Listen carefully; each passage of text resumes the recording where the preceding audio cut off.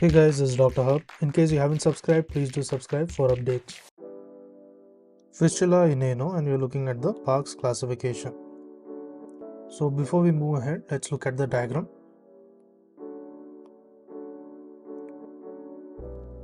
So in the diagram, there is presence of the internal anal sphincter. This is the internal anal sphincter. We are writing it as IAS.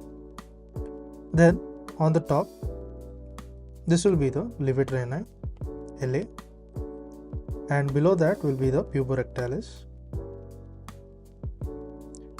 and below we have the internal anal sphincter. So this will be the external anal sphincter. So internal anal sphincter, external anal sphincter, and the puborectalis. On the other hand, let's look at the presence of the fistulas.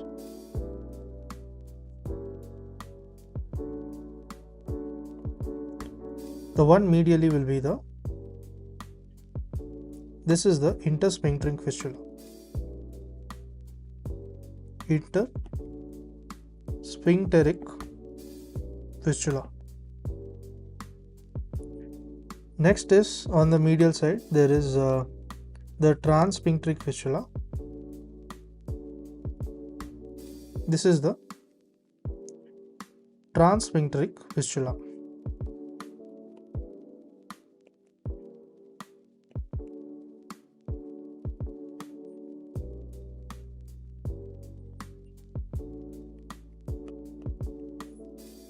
And next will be the suprasphincteric fistula.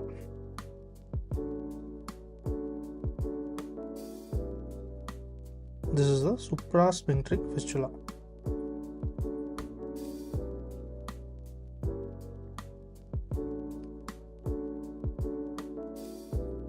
And lastly, it is the extrasphincteric fistula.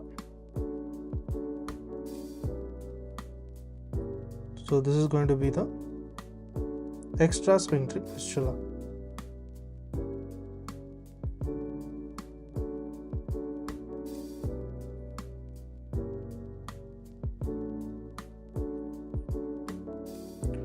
So this is a diagram for easy understanding.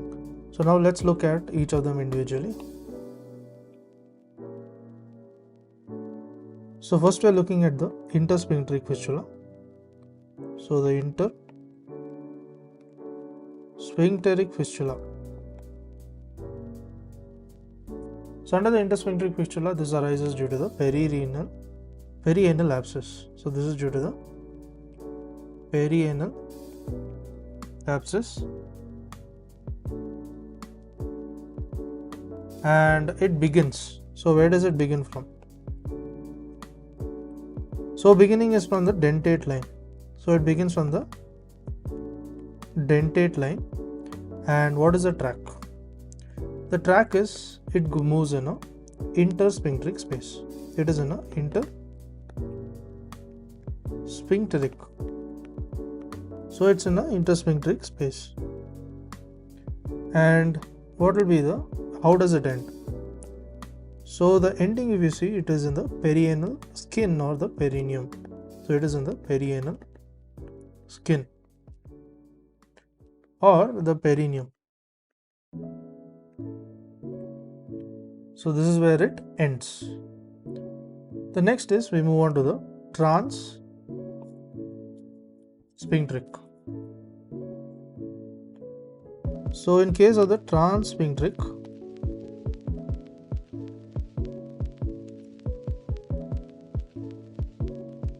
so this arises due to the ischiorectal fossa abscess. So this is the ischiorectal fossa. So ischiorectal fossa abscess, and it again begins from the dentate line. So the dentate line. And how is the track? The track is, it crosses the internal and the external sphincters. So it crosses the internal as well as the external anal sphincters. And how does it end? The ending is similar to that of the previous one, that is in the perineal skin as well as the perineum. Next we move on to the suprasphincteric. So in suprasphincteric, it arises on the supralevator abscess. It arises due to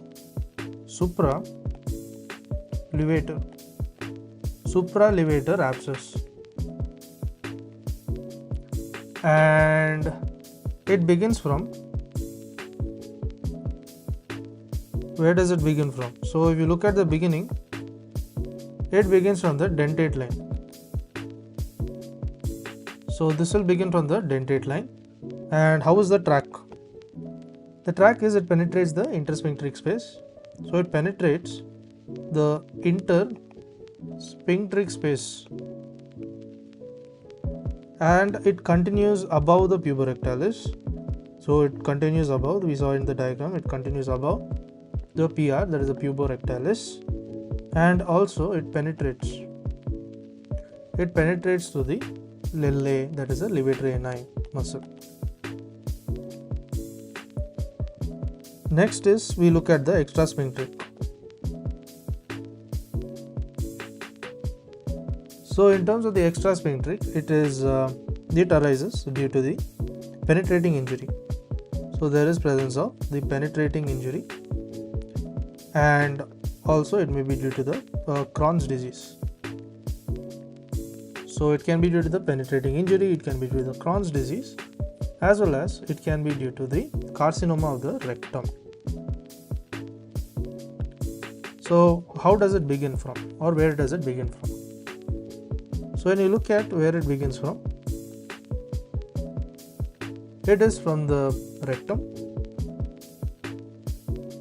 or the sigmoid colon. And how is the track? The track is, it is outside the external sphincter. So it is outside the external sphincter and it penetrates the levator ani, and it is very evident it penetrates the LA, that is the levator ani. Now how does it end? So the ending will be in the perianal skin.